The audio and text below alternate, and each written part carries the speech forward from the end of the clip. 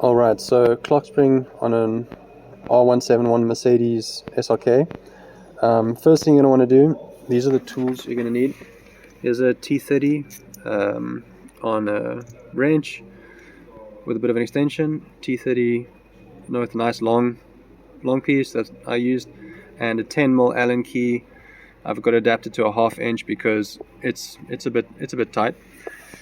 So first thing you're going to do, come over here. The steering wheel is going to still be over here, obviously. You're going to come behind here, put your T30 in there, loosen that. Same on the other side, loosen that. That'll loosen this. You can then just pop this out, peel it back. There's 3 connectors. One just plugs in here. These other 2 plug in here, and you just pry this tab up with something sharp and pointy. This one here, you pull it right the way out, like so, bonk, and then these just pull out.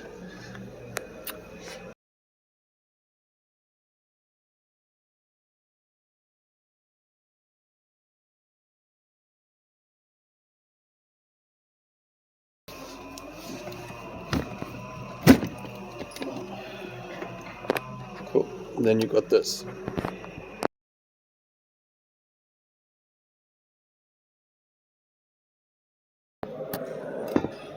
Hopefully I've got this more or less on camera.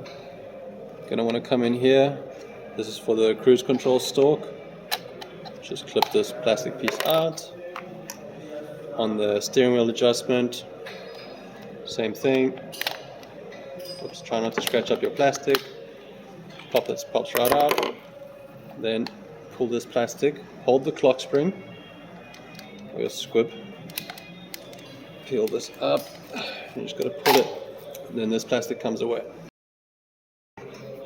Next up, I'm going to remove these 1, 2, 3 T9 Torx screws. Bang.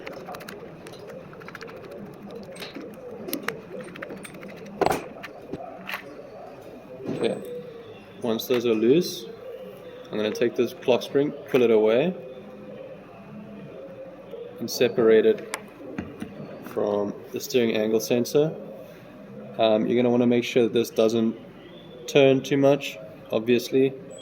So I'm just going to zero. There's 2, I was told these 2 little arrows there. One is a bit dark. And I'm just going to put those together. When you go to install your new clock spring, first have a look over here. Okay, I'm just separating again there. Watch those pins. Line it up with these 3 pins on this side.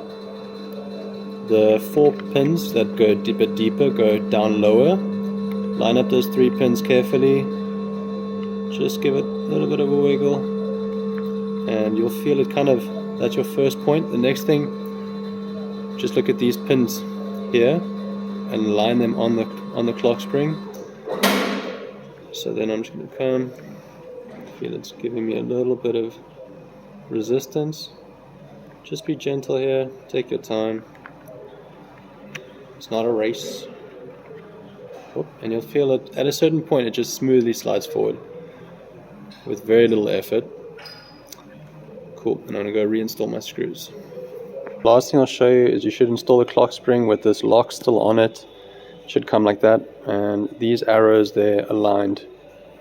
If you've aligned the steering angle sensor like I showed you, and then the clock spring like this, and your steering wheel is straight, you reinstall everything, you shouldn't have an issue.